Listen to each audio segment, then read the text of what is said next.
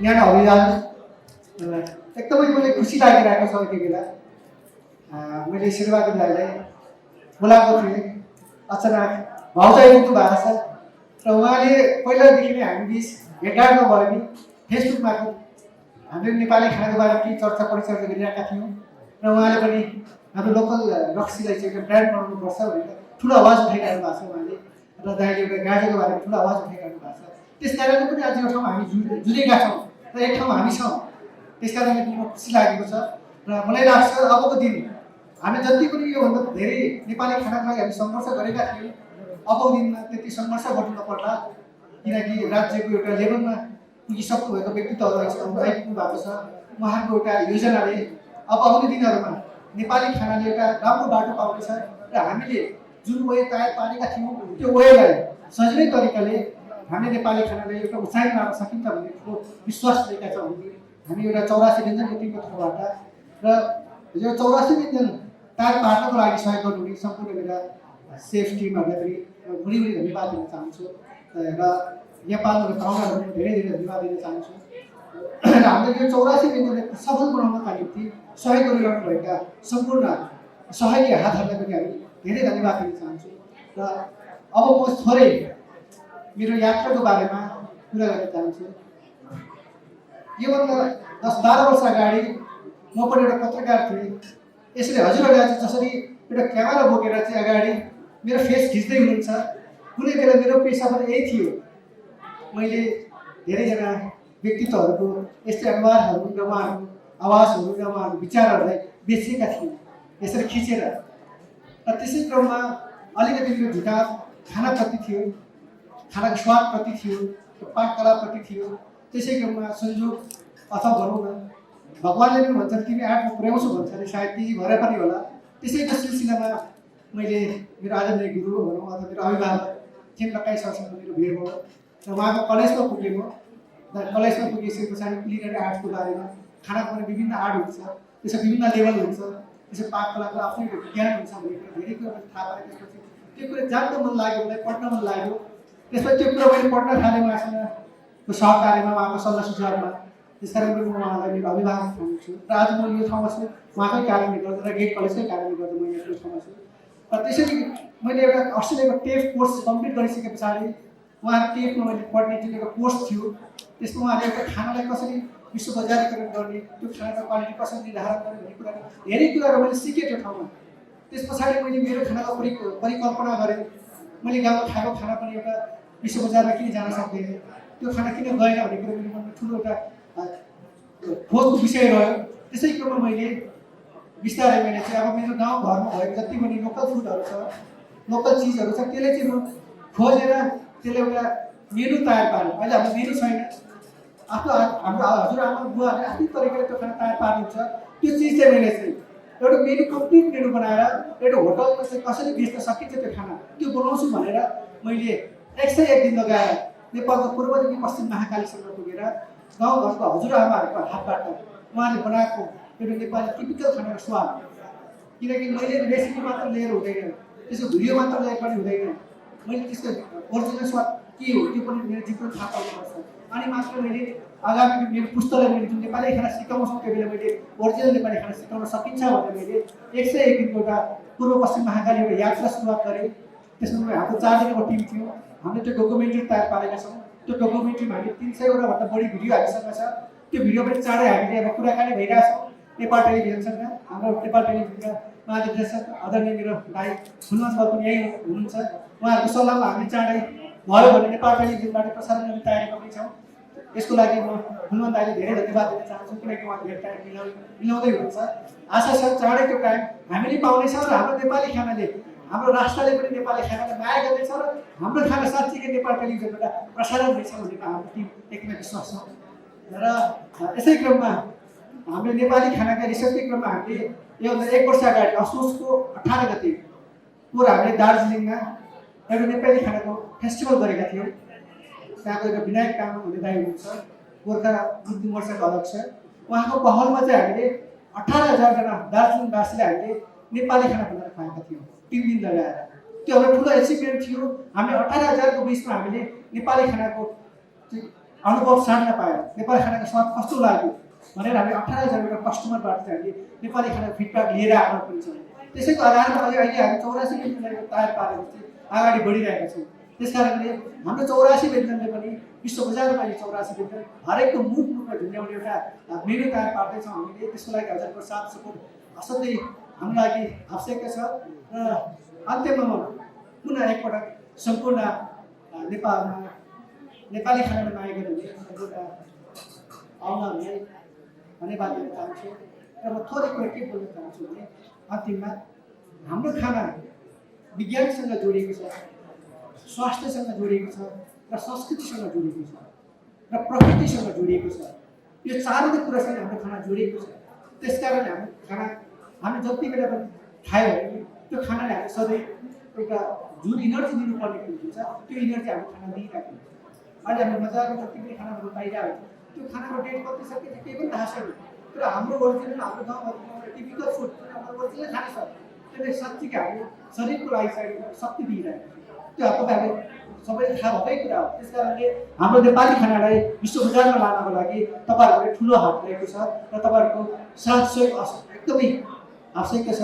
त्यसैलाई म विशेष गरी रेवानलाई आह्वान गर्न चाहन्छु, हामीलाई आह्वान गर्न चाहन्छु, टुरिज्मबाट आह्वान गर्न चाहन्छु र विशेष गरी आज प्रमुख अतिथि हुनुहुन्छ, त्यसै गरी विशेष अतिथि हाम्रो दिदी हुनुहुन्छ, उहाँलाई म आह्वान गर्न चाहन्छु। तपाईँहरूले हामी सपोर्ट गर्नुपर्छ। तपाईँहरूको साथमा सबै आवश्यक छ हामीलाई, किनकि हामी जति स्ट्रगल गरेर तपाईँहरूले जुन एउटा वे बनाइदिनु भयो भने हामी जाने एउटा बाटो हाम्रो सजिलो हुनेछ र हामी सजिलै तरिकाले नेपाली खानालाई सफल एउटा उचाइमा लान सक्नेछ भन्ने विश्वासका साथ आजको यो प्रोग्रामलाई सफल पार्नका लागि सहयोग गर्ने सम्पूर्ण पाहुनाहरूलाई पुनः एकपल्ट धन्यवाद दिँदै यो सिद्धान्त होटललाई पैठानी चुलो र आम नेपाल टेलिभिजनको यो संयुक्त आयोजनामा आज भइरहेको यो 84 व्यञ्जन चाख्ने कार्यक्रम तथा साथै प्रदेशमा गरिने 84 व्यञ्जनको जुन कार्यक्रम छ त्यस कार्यक्रममा आजको सभापतित्व ग्रहण गर्नुहुने आदरणीय आम नेपाल टेलिभिजनका सिओ सर, त्यसै गरी पूर्व माननीय आदरणीय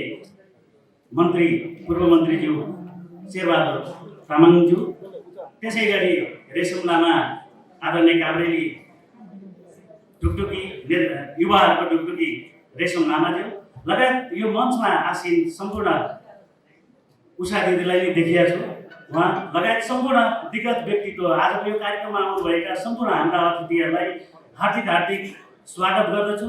साथै सम्पूर्ण मिडियाकर्मी साथीहरू, मेरा आदरणीय सेफ साथीहरू, विभिन्न हस्पिटालिटी इन्डस्ट्रीबाट आउनुभएका सम्पूर्ण भाइ बहिना तथा युङ सेफहरू लगायत सम्पूर्ण यो हलमा उपस्थितहरूमा हार्दिक हार्दिक नमन गर्दछु। म ग्लोबल नेप्लिस सेफ फेडरेसन तथा लायन प्रसन्न सेफ क्लबको तर्फबाट म हार्दिक नमन गर्न चाहन्छु। विशेष गरी यो 84 व्यञ्जनको कुरा गरिरहँदाखेरि मैले शेरबा दाइलाई बिचमा दुई तिन पटक मैले फोन गरेको थिएँ, दाइ गाँजा सञ्जालमा हामीलाई पनि जोड्नु पर्यो, हामी नेपाली खाना बनाइदिन्छौँ गाँजाको भनेको थियौँ। र आज त्यही गाँजाको सिड गेडा भाङबाट 2वटा खाना बनाएको छौँ। एउटा हामीले लड्डु, एउटा चाहिँ भाङको छोप बनाएका छौँ।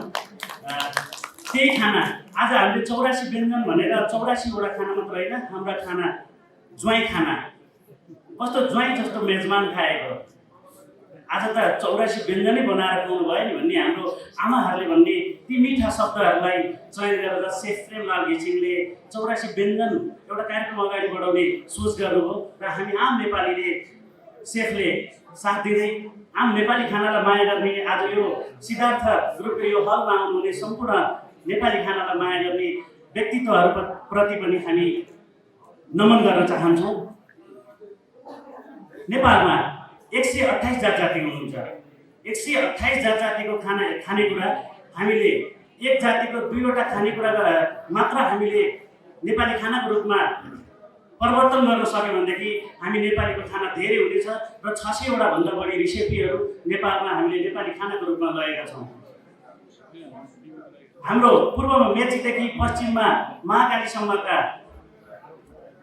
राजवंशीका अहिले हामीले भक्का भन्ने थियौँ, भाक्का रहेछ र त्यो ठाउँमा हामीले भाक्का दिवसहरू गऱ्यौँ, सेलरोटीका दिवसहरू, गुवाटीका दिवसहरू, विभिन्न दिवसहरू आयोजना गर्दै नेपाली खानालाई माया गर्दै गयौँ भनेदेखि हामी यो नेपाली खानाको पक्कै पनि हामी कुवामुनिको भ्यागुते हुने छैनौँ। युरोप अमेरिकामा यी खानेकुराहरू बन्ने थिए। अहिले 5 तारे होटलले नेपाली खानाहरू बनाउन थालिसकेको छ।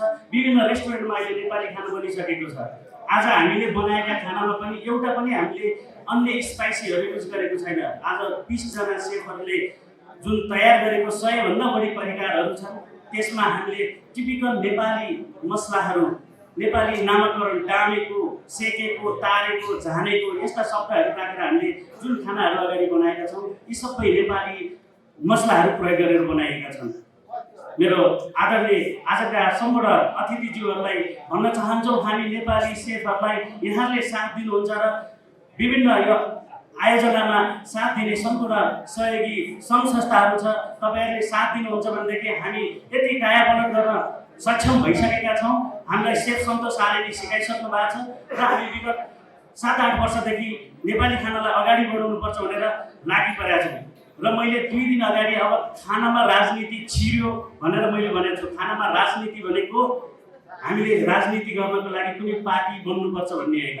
खानामा राजनीति भनेको केपी शर्मा ओली आदरणीय पूर्व मन्त्री र पूर्व मन्त्रीहरूका प्रचण्डले मार्सी भात खाइदिनु भएको थियो र त्यो हाम्रो भैँसीले पनि नखाने चामल अहिले हामीले रेस्टुरेन्टमा खान थालिसकेका छौँ। त्यसको महत्त्व हामीले बुझिसकेका छौँ।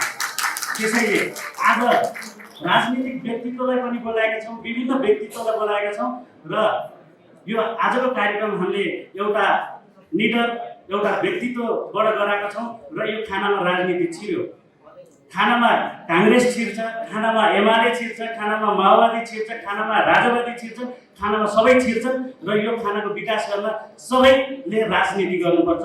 मैले त्यो मानेमा खानामा राजनीति छिर्यो भनेर भनेको थिएँ र मेरा सम्पूर्ण आजको यो कार्यक्रममा आउनुहुने र यो 84 व्यञ्जन कार्यक्रम जुन 100 भन्दा बढी परिकार बनाइएको छ यो खानाको स्वाद लिएर यहाँले सल्लाह सुझाव दिएर आगामी दिनमा हामीले आम नेपाली टेलिभिजनले सुरु गर्न लागेको 7 प्रदेशको जुन खाना अभियान छ 84 व्यञ्जन त्यसलाई हामीले अगाडि बढाउन सक्छौँ र त्यसको लागि अझ हौसला प्रदान हुने मैले सोचेको छु भन्दै आजको यो कार्यक्रमबाट म मोहन गजरेल बिदा हुन्छु। हस्त नमस्कार। यस सभाका सभापति महोदय, प्रमुख अतिथिज्यू, विशिष्ट अतिथिज्यूहरू, आमन्त्रित विभिन्न विद्वान विदुषी, आज यस 84 व्यञ्जन कार्यक्रमको निमन्त्रणालाई स्वीकार गरिकन यहाँ उपस्थित हुनुभएका सम्पूर्ण आदरणीय आमाबुबा दाजुभाइ दिदीबहिनी, पत्रकार मित्रहरू, विशेष गरी नेपाल एक कृषि प्रधान देश भएको कारणले गर्दा नेपालबाट नै 84 व्यञ्जनको सुरुवात हुनुपर्छ भन्ने एउटा मूल्य र मान्यताका साथ आदरणीय सेफ साहब प्रेमलाल घिसिङज्यू, विनोद ओझा सर लगायतका टिमले र सम्पूर्ण आम नेपाली टेलिभिजनका व्यक्तित्वहरू मिलेर आजको यो कार्यक्रम आयोजना गर्दै गर्दा म एक कृषि क्षेत्रमा रिसर्च गर्दै गर्दा र कृषि नै वास्तवमा सबै मानव इतिहासको सुरुवात हो र कृषिद्वारा नै सारा संसार प्रज्वलित भएको इतिहास युरोप, अमेरिका, जापान, कोरिया पनि डेभलपमेन्टको चरणमा कृषिबाट नै फर्को मारेको इतिहास हामी पाउँछौँ भने नेपालको अब समय आइसकेको छ। हामीले विगत दशकदेखि रिसर्च गर्दै नेपाललाई अर्गानिक फुड उपलब्ध गराउनको निमित्त कुनै न कुनै क्षेत्रबाट हामीले रिसर्च गर्नुपर्छ। अहिलेसम्म हामीले पन्छी जन्ने सबै प्रकारका कुखुरा,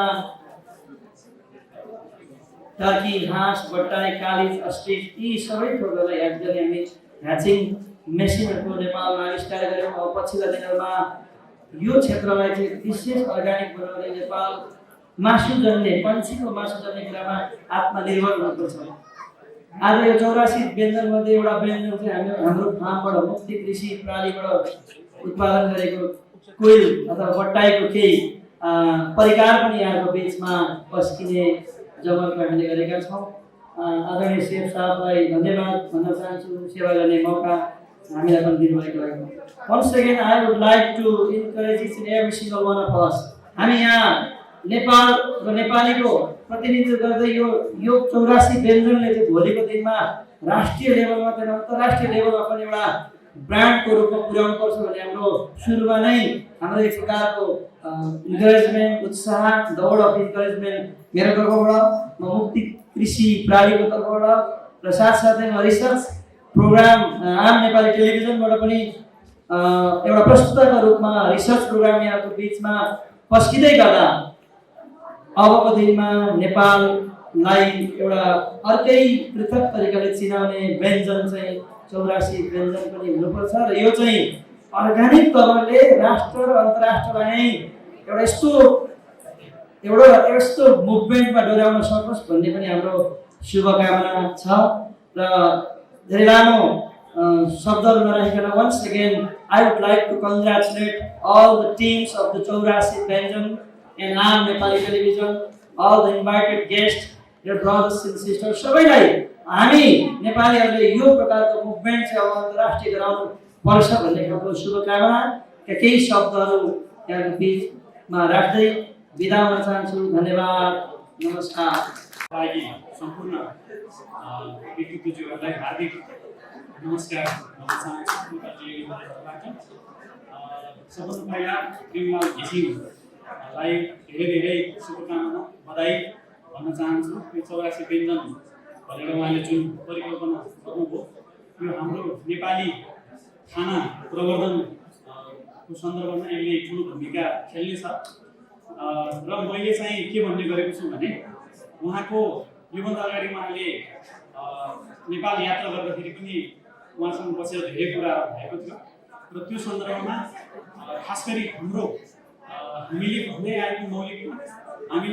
आएको राष्ट्रियता भन्ने कुरा चाहिँ संस्कृति र अरू विषयसँग मात्रै होइन, खाना पनि एउटा संस्कृति हो र खाना राष्ट्रियता चाहिँ हामीले प्रवर्धन गर्नुपर्छ। र यो आज उहाँको यो 84 व्यञ्जन जुन खालको थिममा काम भइरहेको छ यसले नेपाली खाना राष्ट्रियतालाई प्रवर्धन गर्नको लागि महत्त्वपूर्ण भूमिका खेल्नेछ भन्ने मेरो चाहिँ शुभेच्छा छ। र एक दुईवटा कुरा के राख्छु भन्दाखेरि अहिले हामी हेर्छौँ कि संसारभर अहिले चाहिँ न्यू मिडियाले अथवा वेस्टर्न मिडियाले अथवा यो मिडिया मार्फत चाहिँ प्रवर्धन हुने जुनसुकै प्लेटफर्महरू छ त्यसले चाहिँ अरूको स्वादलाई प्रवर्धन गर्ने र त्यो प्रवर्धित स्वाद चाहिँ बजारबाट हामीसम्म आइपुग्ने र त्यसले हाम्रो मौलिक स्वादलाई निल्ने त्यो खालको अहिले भइराखेको बेलामा नयाँ पुस्ता न्यू जेनेरेसन पनि त्यो खालको यो मिडियाबाट चाहिँ इन्जेक्ट गर्ने, मिडियाको अनेक थुप्रै खालको प्लेटफर्महरूबाट इन्जेक्ट गर्ने जुन खालको अहिलेको बजारको यो चाहिँ मार्केट इकोनोमीको जुन अहिले सिस्टम छ त्यसले जसरी चाहिँ हाम्रो मौलिकतालाई निल्ने खालको मनोविज्ञान जसरी सिर्जना गरिरहेको छ त्यो सन्दर्भमा हामीले यस्ता क्याम्पेनहरू अति चाहिँ भ्यालुएबल हुन्छ। तपाईँलाई थाहै छ चाइनिजहरूले कसरी आफ्नो खानाको प्रवर्धन गरिरहेको छ, संसारभर खाना मार्फत उनीहरूको कसरी संस्कृति र राष्ट्रियता प्रवर्धन भइरहेको छ। संसारको जुनसुकै देशमा जाँदाखेरि पनि इन्डियनहरूको खाना खोजी गर्ने ठुलो चाहिँ तब्का हुन्छ होइन। वेस्टर्न फुडहरूको चाहिँ हामीले चाहिँ कसरी हामीसम्म आइपुगेको छ यो कुरा त हामी बुझि नै हाल्छौँ। र यो खाना मार्फत हुने जुन राजनीति हो त्यो राजनीतिले हामीले आज बुझ्यौँ भने हाम्रो मौलिक खानालाई हामीले कसरी हाम्रो मौलिकतासँग हाम्रो पहिचानसँग जोडेर प्रवर्धन गर्नुपर्ने छ भन्ने कुरो हामीले बुझ्नेछौँ। र धेरै लामो कुरो राखिन, यहाँ विद्वान व्यक्तित्वज्यूहरू हुनुहुन्छ र मैले यति मात्र भने प्रेमजीलाई धेरै शुभकामना र राष्ट्रिय प्रसारण